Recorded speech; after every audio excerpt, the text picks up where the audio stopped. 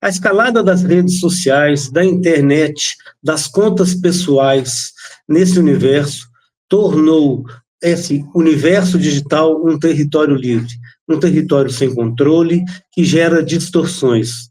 No nosso ramo, no jornalismo, fomos obrigados a criar uma nova modalidade na profissão, que é a checagem de fatos. Quem vai falar com isso com a gente é a jornalista Taina Lon, do Aos Fatos, que é a primeira agência checadora de fatos instituída no Brasil há 10 anos. Thay, muitíssimo obrigado pela tua presença aqui, para elucidar para a gente um pouco esse mundo dessa modalidade de jornalismo que é a checagem de fatos. Valeu. Eu que agradeço. Muito obrigada pelo convite. Imagina. Thay, o Aos Fatos é uma agência pioneira nesse trabalho da questão da checagem de fatos, algo que a gente talvez não tenha imaginado lá nos primórdios da profissão, ou até mais recente, de algumas décadas aqui, e vocês completando uma década agora em julho de 2015. É tanta coisa para a gente falar, para conversar, e eu começo perguntando qual é a diferença, o que se checava de fatos quando vocês começaram para agora. A internet se desenvolveu, virou um território livre, estamos com dificuldade de regulação das redes, passamos por uma pandemia, o pior, talvez a pior das informações né, fakes, que levou a mortes e tal, as pessoas a desacreditarem em vacina e tal. Eu queria que você fizesse, na medida do possível, um compilado desses 10 anos, com o antes e o agora de checagem. Claro, vai ser um prazer. O Aos Fatos completou 10 anos agora em julho, e ele faz parte de um movimento que é global, na verdade. Existem várias outras organizações ao redor do mundo que estão completando cerca de uma década, mas que surgiu ali em meados da década passada, quando as redes sociais já se consolidavam como um meio de comunicação política bastante relevante, bastante influente durante eleições e processos decisivos, né, da sociedade em termos democráticos, né? A gente teve em 2015 por ali o Brexit, a votação do Brexit no Reino Unido. Em 2016 houve as eleições nos Estados Unidos do primeiro mandato do Trump. Então a gente já sabia que por ali, naquele momento, tanto o discurso político verificado, atestar a veracidade do que os políticos estão falando, era necessário, porque havia um momento que a gente chama de desmediação, que é a saída de intermediários tradicionais, da curadoria e da mediação daquilo que políticos costumavam dizer. Eles dependiam muito, às vezes, de entrevistas a jornais, entrevistas a redes de televisão, rádio, e agora, com as redes sociais, eles passaram a ter seus próprios perfis, em que eles poderiam publicar as suas versões dos fatos sem nenhum filtro. E sem nenhum filtro quer dizer, basicamente, sem nada ou ninguém indicando ou qualificando a veracidade daquela informação, né? Então, você é um político, você tem uma autoridade, você tem um poder de persuasão, você tem um poder econômico, você tem uma série de elementos que te colocam em vantagem em relação ao restante do público e dos usuários das redes sociais, elevando o seu perfil nas redes sociais a algo muito mais importante e menos horizontal do que a ideia de redes sociais que a gente tinha antigamente. Então, a gente tinha esse momento ali em 2015, mais ou menos. E com o processo de popularização e aceleração das trocas de informação que aplicativos de mensagens e redes sociais desenvolveram ao longo desses últimos anos, a gente também houve uma aceleração da desinformação, porque quanto mais informação você tem disponível, é natural que também haja mais desinformação. Então, a gente tem esses dois cenários: o cenário em que políticos podem dizer o que eles quiserem sem nenhum tipo de mediação, e quando a gente fala mediação, é qualificação sobre a autenticidade e a veracidade daquela informação que está sendo transmitida, e a possibilidade de chegar a milhares de usuários sem fronteiras, uma dimensão global. Do político eu estava olhando os números de vocês, que foram quase 19 mil checagens ao longo desses 10 anos, 15 mil dessas aferições ok, sem problemas, sem intercorrências, mas 4 mil sim, com, enfim, desinformações ali, sendo que atingiu acho que cerca de 170 figuras, não sei se públicas e tal.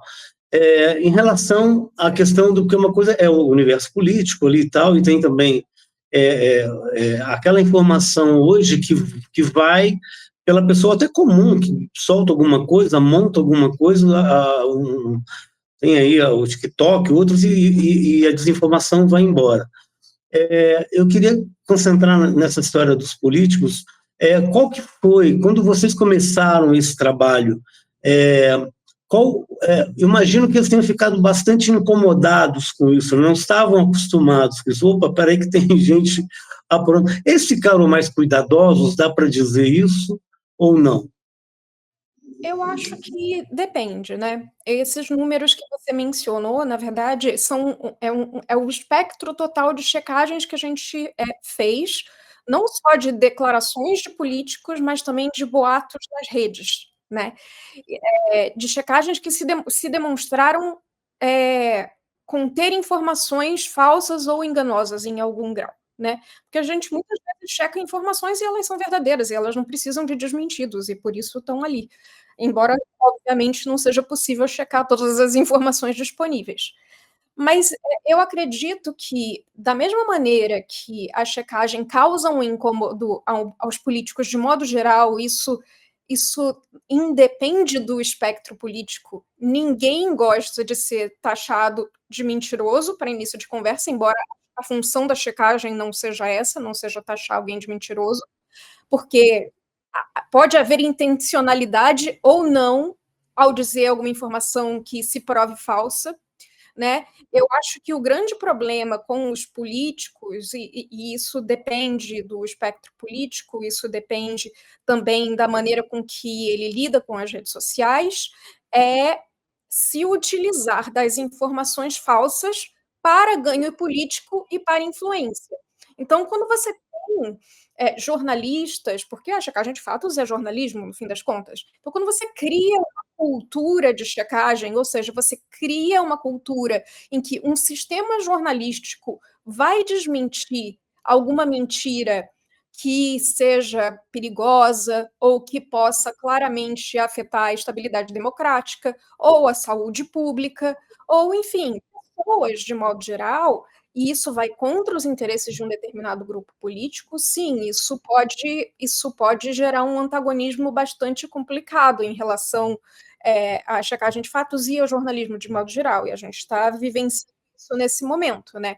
Existem políticos que consideram a checagem de fatos e o jornalismo de um modo mais extenso, na verdade, que consideram o contraditório, a existência da possibilidade de alguém contraditar o seu discurso como censura. Isso, na verdade, é um grande paradoxo, né? Porque da mesma maneira que um político tem a liberdade de dizer uma mentira, os jornalistas têm a liberdade também de dizer que aquilo é uma mentira.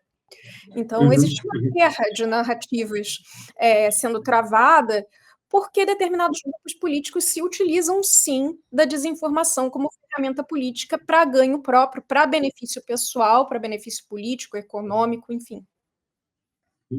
E o fato é que não só eles conseguem, às vezes, disseminar, quanto jogar.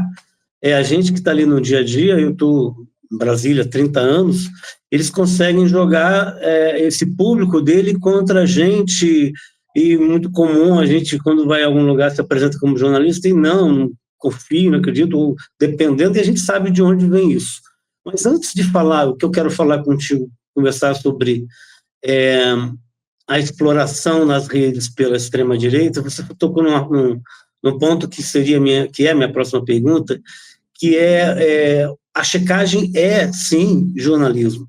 Aí eu te pergunto, quer dizer, é uma apuração, como é uma apuração, eu apurar alguma coisa para publicar, vocês apurarem coisas para checar, ou desmentir, ou o que for. É tão trabalhoso quanto, não, Thay? Sim, é tão trabalhoso quanto talvez qualquer investigação jornalística um pouco mais complexa. Eu diria que o problema do trabalho da checagem é que ela não se encerra numa checagem em si. Não é porque você diz que alguma coisa é falsa que você cumpriu a sua função como jornalista de publicar o que é verdade ou não. Essa ideia de que o jornalismo era suficiente para informar, ela não existe mais. O que a gente tem hoje é um ecossistema de comunicação muito mais complexo, em que existem vários outros comunicadores que têm equivalente ou até superior poder de alcance nas redes sociais, de influenciar como as pessoas formam suas opiniões, e o jornalismo é apenas mais um desses elementos. Então, na verdade, hoje me parece muito importante dar consistência ao trabalho da checagem de fatos, que é, na verdade, criar uma cultura de verificação que vai além do jornalismo profissional. É esperado que um jornalista profissional que trabalhe em um veículo de informação que tem compromisso com fatos verificáveis, que checa fontes, que confere quais são as melhores fontes em relação a determinados temas, é esperado que um jornalista cumpra esse seu papel com rigor e com excelência. Mas existem vários outros atores hoje na internet que têm influência sobre as audiências, mas que não têm essa técnica. Então, é muito importante a gente não só capacitar essas pessoas que estão se comunicando com um público muito amplo, mas também entender que essa cultura não vai mudar e que não é só porque você é jornalista que as pessoas vão acreditar em você. Então é preciso você demonstrar, através de uma rede de apoio, através do próprio jornalismo, como que uma informação é apurada, quais fontes são importantes de serem consultadas em relação a determinados temas. Basicamente, demonstrar para a audiência, para o leitor, para o espectador, enfim, como que se chegou à conclusão sobre determinada informação. Por que que desmentir aquela informação é importante? Por que investigar determinado tipo de atitude e se constatar que determinado tipo de atitude é irregular é importante? Por que que aquilo não é um ataque frontal à convicção da pessoa que vai contra os seus valores? Não, na verdade, é explicar por que aquilo faz mal para o coletivo, né? Então, às vezes nós estamos sempre muito dentro das nossas consumindo informações que vão muito ao encontro dos nossos vieses de confirmação, que apenas privilegiam os nossos gostos e as nossas afinidades, quando existe uma infinidade de outras informações que podem desmentir isso e nos causar desconforto, e nós temos que estar prontos para esse desconforto também, né? E eu acredito que a função do jornalismo é deixar isso claro e compensar, obviamente, a ideia de que nem sempre as informações que vão chegar a você vão ser boas informações, né, às vezes serão duvidosas, às vezes serão ruins e às vezes vão contraditar as suas próprias convicções. O advento da rede social, vamos dizer assim, da disseminação de informações falsas, esse território livre, de alguma maneira, vou dizer, valorizou a nossa profissão, no sentido de que a nossa apuração, a relevância a importância maior diante da contra-informação com que ela luta e tal. É muito comum porque agora a gente é alvo, a gente publica uma matéria, o que fazem quem acha que a gente detratou aquele ou grupo político, ou um órgão de governo, ou uma ação do governo, ou um político de direita ou de esquerda, que seja, em especial a direita usa muito essa prática, somos crucificados ali, joga o nosso nome ali, eu já tive experiência disso, de ter endereço publicado, placa de carro publicada, modelo do carro, enfim, nesses grupos e tal, não houve nenhuma consequência maior, mas a gente está muito exposto a isso, e claro, não que a informação fosse falsa, mas a gente está correndo esse tipo de risco hoje, né, Otay? E eu queria comentar contigo um pouco isso, dessa questão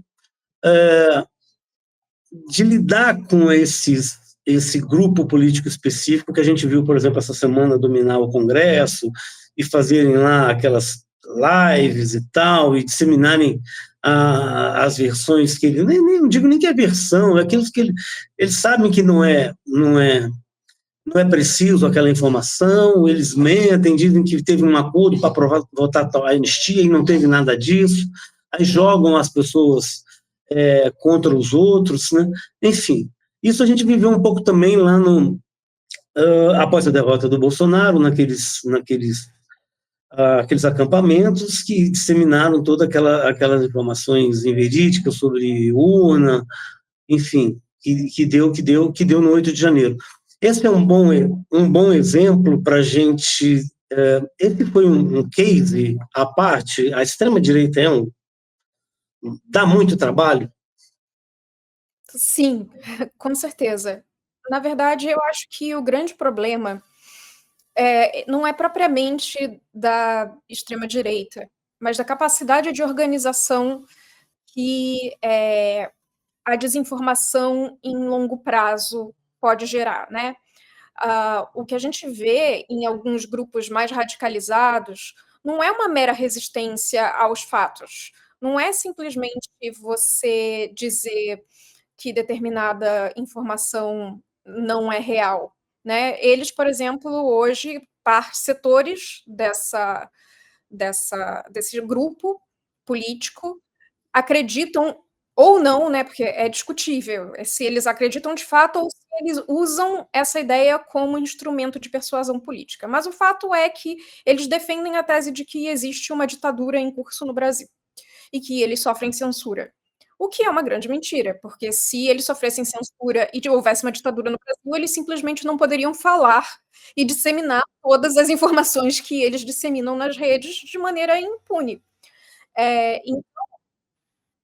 O grande problema da desinformação industrializada e a longa exposição à desinformação é a possibilidade de você criar teorias da conspiração tão complexas que são difíceis de desmontar.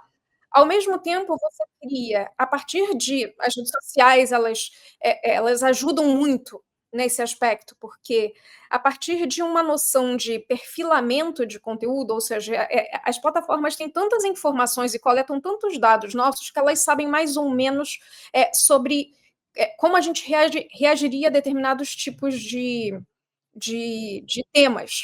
Então, os algoritmos, eles distribuem, né, muitas informações de acordo com aquilo que a gente acredita ou de acordo com aquilo que a gente não acredita e vai reagir emocionalmente contra, né? Então, eles operam tanto pela afinidade quanto pelo ultraje. Então, se você é seguidamente persuadido por informações que confirmam os seus vieses e que promovem ultrajes e contrariam esses vieses, se você está permanentemente exposto a esse tipo de informação que é enganosa, isso pode criar, de fato, uma percepção distorcida da realidade. E aí o que a gente tem, o que a gente vive hoje, são grupos de pessoas que têm conceitos de realidade diferentes.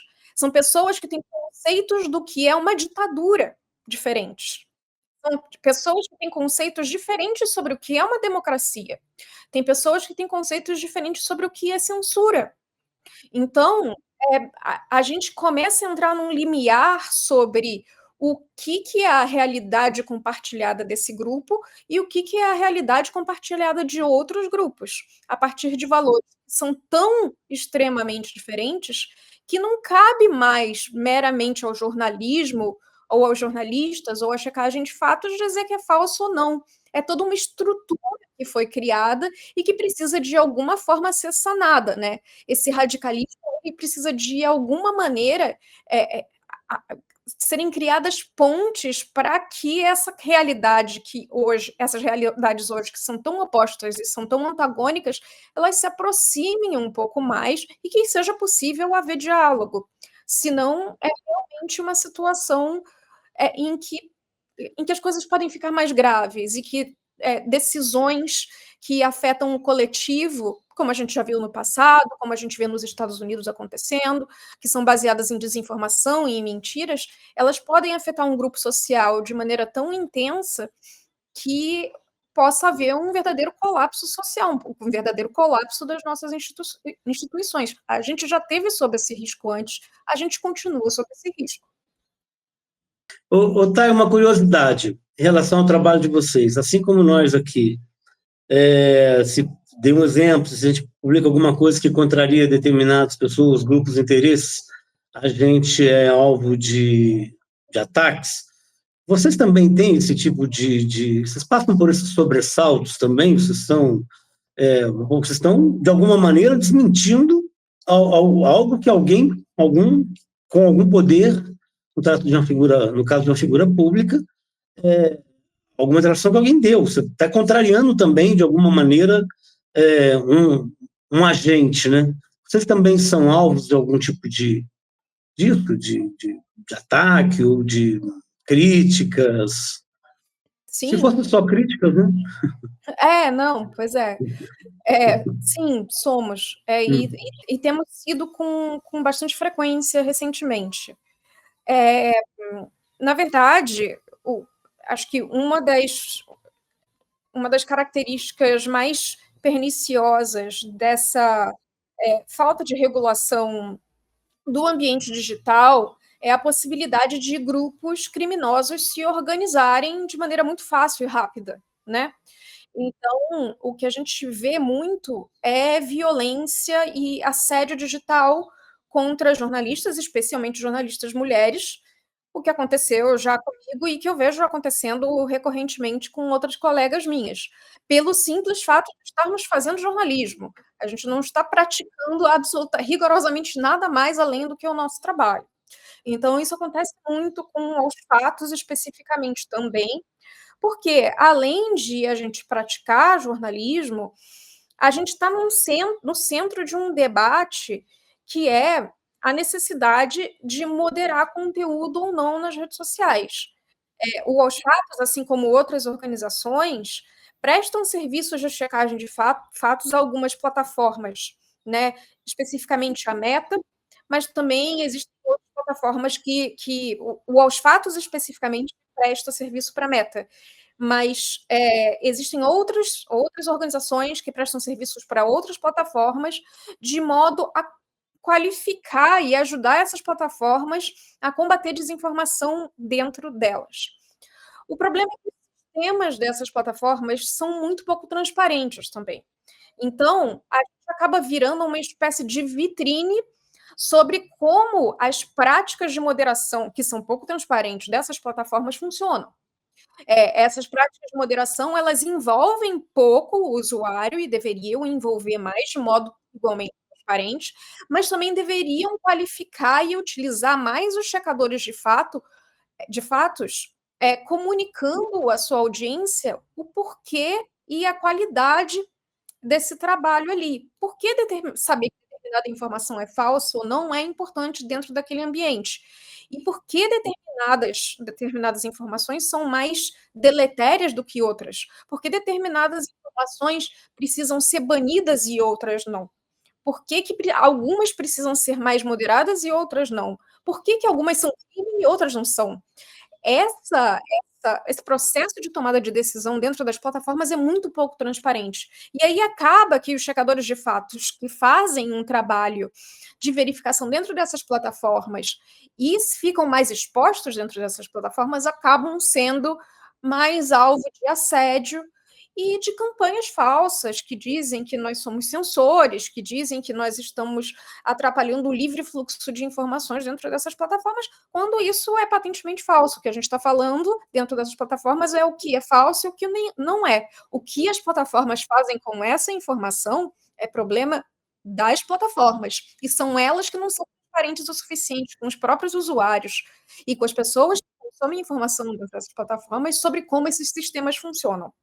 Acho que existe esse problema, essa camada de problema ainda em relação aos ataques que a gente sofre, que acabam e é assimétrico, né? Porque essas plataformas elas têm um poder global, elas funcionam com uma capilaridade de nível mundial, e enquanto os checkpoints estão dentro de universos muito particulares de cada país, de cada sistema político, estão alguns mais ou menos expostos ao ódio radical, aos grupos políticos que se aproveitam da desinformação para tentar capturar o poder. Então, existe uma dificuldade também das plataformas de se adaptar aos contextos locais, por serem muito grandes e os contextos locais serem também muito específicos.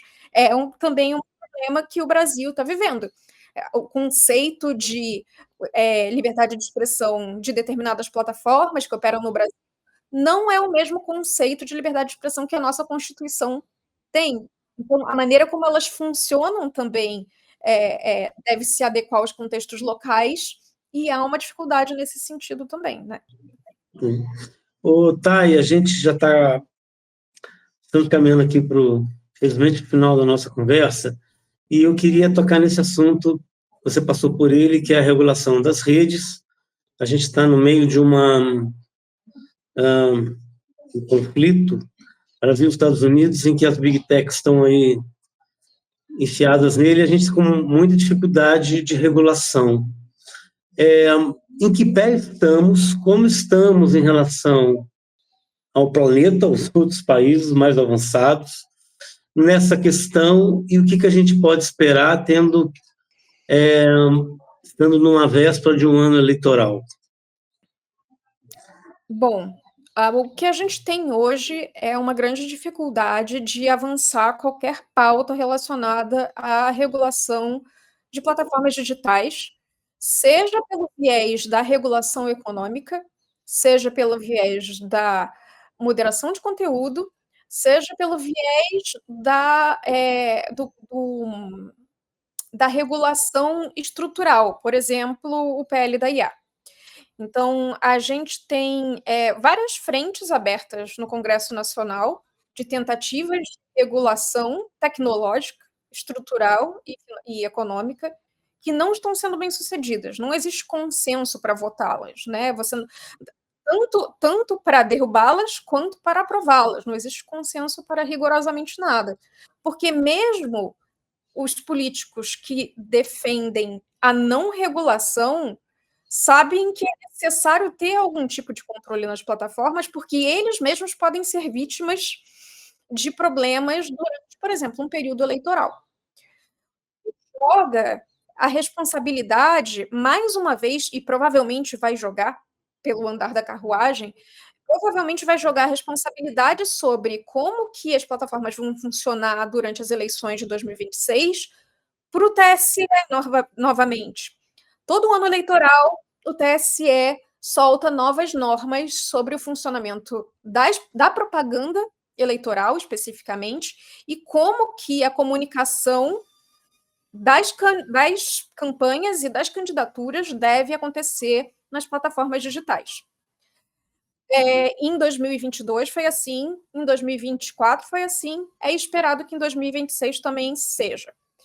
De modo que, na prática, quem hoje regula as plataformas durante o período eleitoral, né, quem estabelece as regras sobre as quais as campanhas políticas devem se adequar durante a campanha eleitoral, é o TSE, é o judiciário, com quem determinados grupos políticos estão em permanente confronto, certo? Então, é uma situação extremamente desgastante, tanto para o judiciário, mas também causa uma certa insegurança jurídica para as campanhas também, porque se a cada eleição você vai mudar o sistema sobre o qual o Tribunal Superior Eleitoral vai monitorar plataformas e a comunicação política que acontece dentro delas, fica difícil realmente de criar salvaguardas para proteger a integridade eleitoral, ou seja, proteger o nosso sistema de votação eletrônica, o direito dos eleitores terem acesso a informações verídicas sobre o voto, desde a pauta de determinados candidatos até efetivamente o número da candidatura do seu deputado, do seu senador, do presidente da República. Esse tipo de problema é um problema de desinformação. Você não saber o que um candidato propõe porque ele está sendo alvo de campanhas de desinformação é um problema seríssimo, porque isso altera a sua percepção sobre os fatos e, no fim, o seu voto.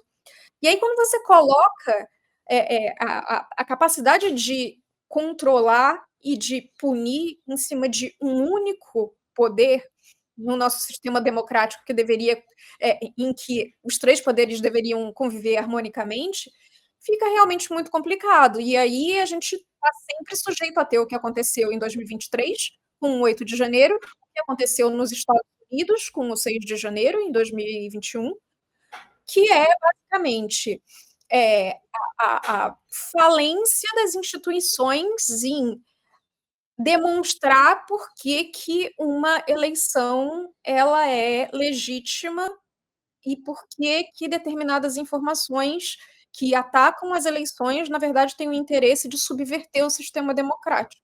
Você deixar isso sob a responsabilidade de um poder só, me parece muito complicado, e é o que aparentemente vai acontecer novamente no ano que vem. Surgiu da experiência daí, de 2022, né, daquela experiência toda, da intromissão, quer dizer, até escolher quem vai participar de um processo desse ou não, foram escolher os militares, que aí acabou, enfim, subvertendo, atuaram no interesse de um candidato específico, aí deu toda essa confusão. Tá, eu queria te agradecer imensamente a participação conosco aqui. Falei com a Taina Lonla, a diretora executiva do Aos Fatos, a primeira agência checadora de fatos no Brasil, que dá um suporte para a gente também muito importante, né? E que hoje acaba estando no dia a dia, né, Thay? Você viu os veículos de TV, jornais, criando, né, vocês criaram eu digo, de modalidade de jornalismo. A gente vê cada notícia tendo que ser checada, que você nem acredita, mas precisa ser, senão as pessoas vão acreditar que aquilo é verdade, né, Thay? Exato. Na verdade, é um ecossistema, é uma cultura de checagem que precisa ser valorizada e ser permanente. Desinformação não vai embora. Então, é um trabalho permanente mesmo. É isso. Thay, valeu, muito obrigado. Parabéns pelo trabalho de vocês e vida longa aos fatos. Obrigada, eu que agradeço.